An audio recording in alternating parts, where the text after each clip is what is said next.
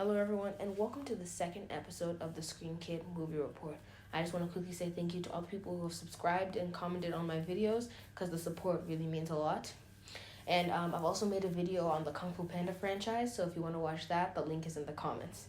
Now I think for our next videos, we're going to be going over a couple of the newer movies or movies that have released recently so that we can kind of get the little current feel to the video. So that is why I decided that for this next one, we'll be tackling one of the movies that released in July. Can you guess it? Well, I'll give you a couple of seconds to guess.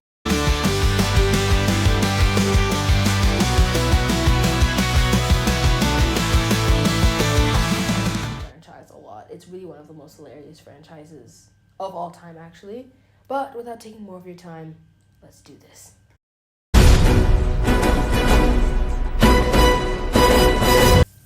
So starting with the first Despicable Me movie, I remember watching this actually not long ago, like 4 years ago, when I was 10 years old, because a certain someone said I couldn't watch the movies because of, well, the title. It says Despicable, guys, right there. I'm pretty sure I'm not the only kid who wasn't allowed to watch it because it's called Despicable Me. Do I need to define despicable? I hope not. Please, guys, know your language. So, as when I'm watching this first movie, I really loved the sense of tone in it. I loved Gru as the main character. I think Steve Carell was the perfect voice actor for him. And throughout the movie, I was kind of getting a sense of he's the villain, but not a good villain. The hilarious moments inside the film show that he's like a struggling villain, but like trying to like show that, oh, he is the top villain. And then the main plot of the movie being he's trying to steal the moon. Okay, we can do that. And I really did love the minions as those little side characters. The gibberish language is just so hilarious. And I really got to give props to Illumination for that.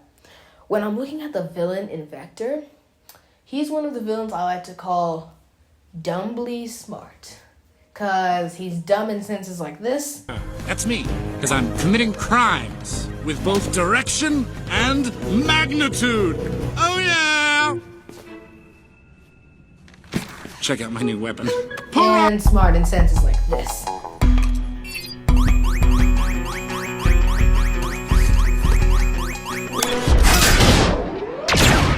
So that's why I feel like he's kind of mixed in those senses, and I kind of wish they changed that a bit. The little girls in the film were kind of okay, but kind of stereotypical in my opinion. I saw Margot, the oldest, as like the leader, the suspicious one, the one who's kind of gonna be right about most things. What was it? Edith, the middle one, the feisty one, the mean one, I guess the angry one, I guess you could say. The one who was most like Gru in anyway, and I could see her becoming a villain in later films. They never really did expand on that though, unfortunately.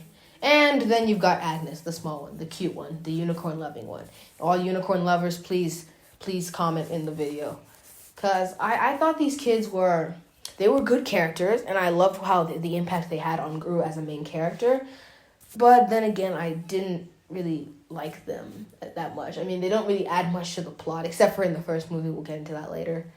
But, oh well, I guess I'll figure that out as we go, because I don't really think that they mean anything to the story. Like, we could easily have the Despicable Me movies without them in it. But with that all being said, let's move on to the next one, Despicable Me 2. Now, going into the second movie was really good. We get a new added character in here with Lucy, I guess the love interest of Gru. I don't know if we actually saw that happening, but like, this film was actually really well done. I know a lot of people think this is the best in the franchise. I think it's good. Is it my favorite? No, it's not my favorite. But I think that Despicable Me 2 gave us a little bit of extra stuff, a little bit of extra funny moments.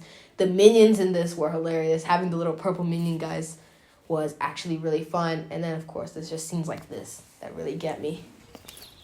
Hi, Agent Lucy Wilde of the AVL. Oh, whoops. Sorry. You're gonna have to come with me. Oh, sorry,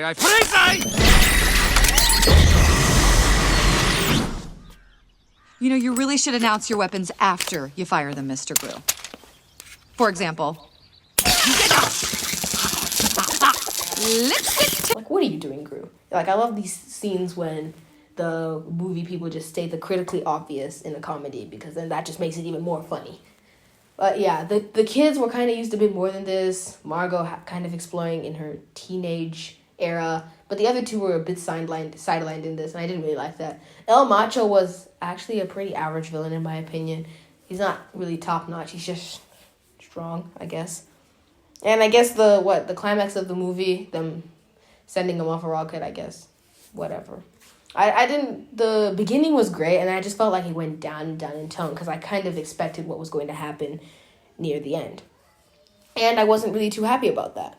So, they need to do better than that, in my opinion. Again, though, the minions, they were just so hilarious in this. But, I mean, that's really all I have to say about this one. So, let's go to the next one, shall we? Despicable Me 3.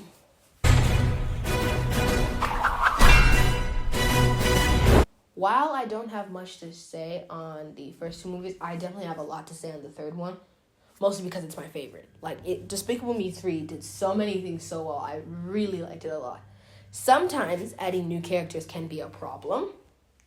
Or it can be the thing the movie was missing. In this case, adding Drew, Gru's twin brother, played by the same voice actor. That was just incredible. Because, we've seen this little twin thing before. Lego Movie, I'm talking to you. But then, I just thought that they really did this really well. Balthazar Brat, please tell me I'm saying that right. Brat was a really good villain.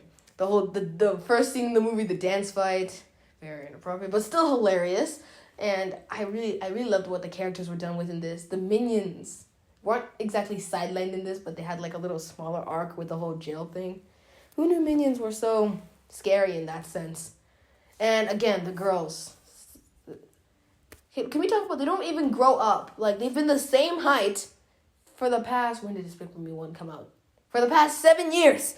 Shouldn't they have at least grown an inch? Because now you feel like, I bet Margot's 12, Edith's 9, Agnes is 6. And I bet they've been like that for the past 7 years. Because if we followed a canon timeline, Agnes should probably be in college, Edith should be in high school, Agnes should be in middle school, but I guess that wouldn't really add to the things that made us love the characters in the first movie. So I guess Illumination decided not to do that. But in my view, I think that 3 was done really well. The villain was perfect. All the funny scenes were really good in it. Having a little bit more death than Gru's father was nice because we really only heard about the mother. There was more secrets of that. And even though Lucy was a bit sidelined in this, it was still a very good movie and very well done. And the ending, though, the little cliffhanger with Drew and the Minions versus Lucy and Gru, that should have been the 4th movie. So that is what we had, but unfortunately that is not what we got. And that brings me to the 4th movie.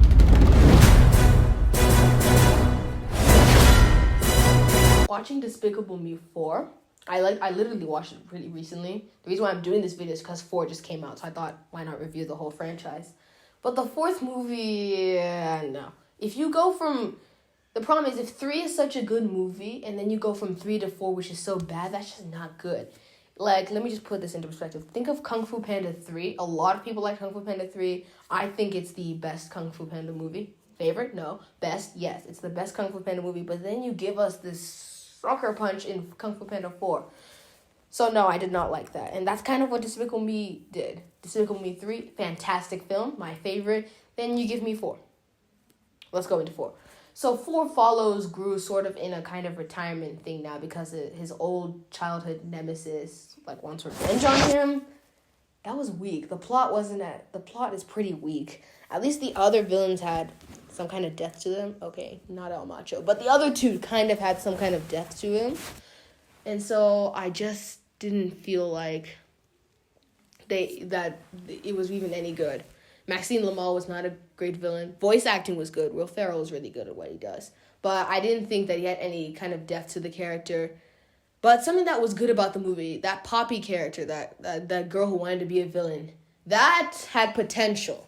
That was something, they should have focused on that rather than Maxime. Maxime should have been that little side character. Whereas it should have been like Poppy wants Gru to become a villain again. And then he does. And then it becomes him versus Poppy, who's not like this master villain because Gru taught her everything. Unfortunately, no, we didn't get that. We got her just kind of being good, I guess. She helped him defeat another villain. And I guess not, she's not in the school. And so I thought there was potential there, but no. What happened to Kevin, Stewart, and Bob? I didn't see our favorite minions in this film. I mean, Oh, the reason why I'm not reviewing the Minions films is because I think that's a whole video on its own. But like, where are they? Because like, who did we get? Was it like Phil Mason and something? I don't know who these Minions were. They talk the same, but they aren't the same. If you know exactly what I mean. But the fourth movie just didn't really feel it for me. Lucy was sidelined. The Margot, Edith, Agnes. Who cares what they did in this? Oh my goodness. And then, oh yeah, the baby turning into, what is it, a cockroach? Come on, Illumination. You're better than this. I know you're better than this.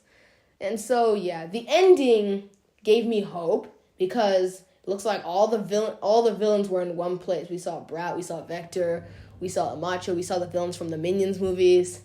Now, if Despicable Me was supposed to have a fifth movie, which I think was just announced recently, you give me a team up with the villains, I'm in.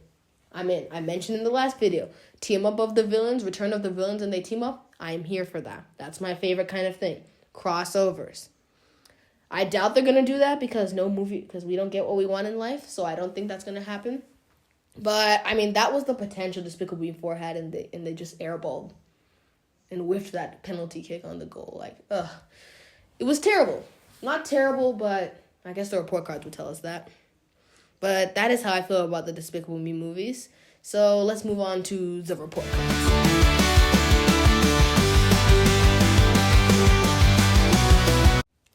Now it is time to do the greatest thing ever, and that is review the movies.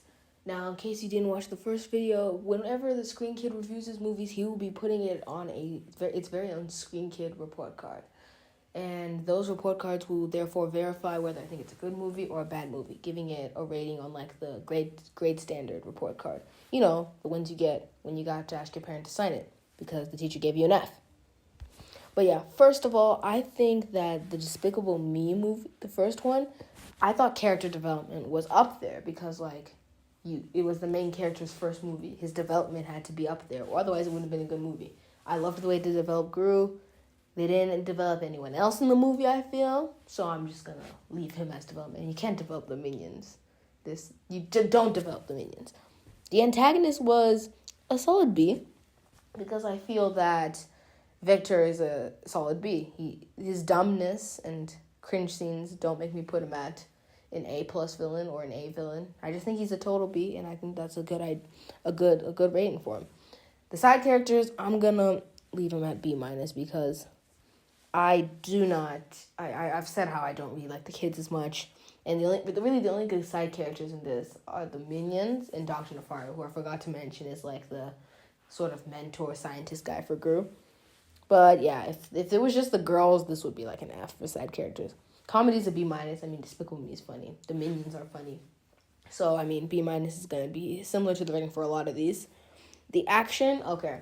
Despicable Me is a comedy, and there's not, I mean, sure, it's like a spy kind of movie. There's not really much action in it. So, I can't exactly punish them for that. So, I'm just going to give them a C, because I think that's fair. There's no action, because it's not an action movie, so I can't, therefore, give them points for, nor deny them of. And, of course, the plot was really good, so I'm going to give it an A+, which puts it at 85% or B. So, yeah, I think that Despicable Me was a really good film. Next, we go into the second one. Now, the second one, character development was a little lower because, I mean, who's left to develop? Can't develop the Minions, and Gru's kind of been developed already. So, I put it low. I'll give it a B-. The antagonist, a D. El Macho isn't that great at all. He's really just strong, and that's it. There's no depth to his character. So, no, I didn't like that at all. Side characters, it's gonna be a B again, because, I mean, the Minions were a bit, am I supposed to say worse than this? Because I guess they were a bit worse. And then, of course, you still got the kids. Dr. Nefaro was the same. And I guess Lucy's edition, maybe I should have put it higher. Nope, too late to change it. And for the comedy, I give it a C. It wasn't as funny as the first one. It actually wasn't really funny at all. It was just normal. I don't know what's a normal movie that's not funny, but not like dark toned at all. I don't know what that's called. Action again. C. Not much action unless you count the farting at the end of the movie. And then the plot was an overall B. But yeah, through that, I'm just gonna give it a 77% or a C+ because it wasn't all that, but it was still average. And honestly, yeah, a third movie was necessary. Can't end the franchise like this.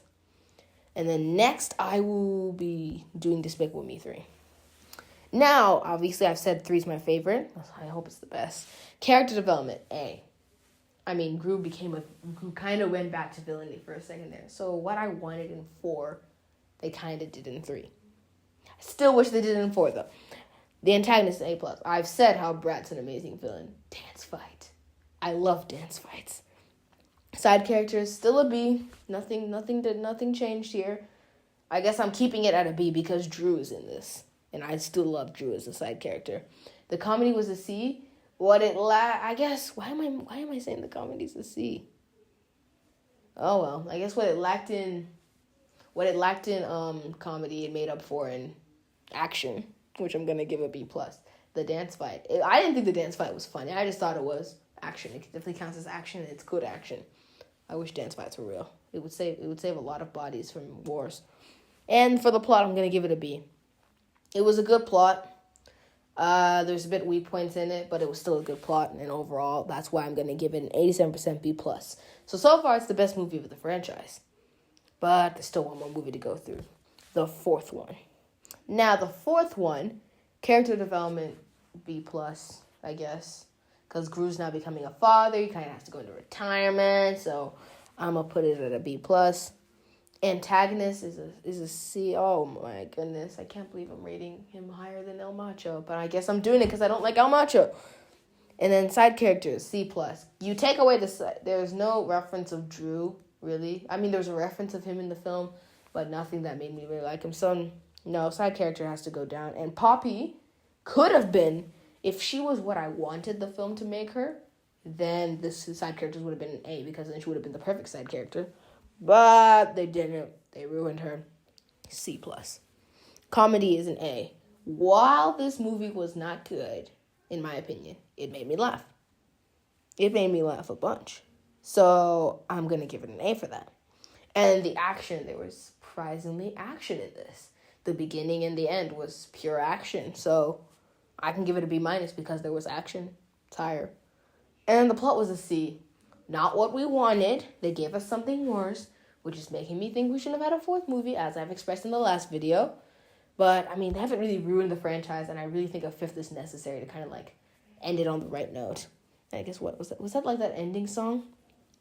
So, overall, I'm just going to give it an 81% B-. And real quick, shout out to Pharrell Williams for some of the greatest soundtracks for these movies we've ever seen. But overall, that is how I feel about the Despicable Me movies. If you liked this video, please don't forget to subscribe, and please drop a comment down below because I really, really appreciate that. And I hope you guys... So that is the Screen Kid signing off.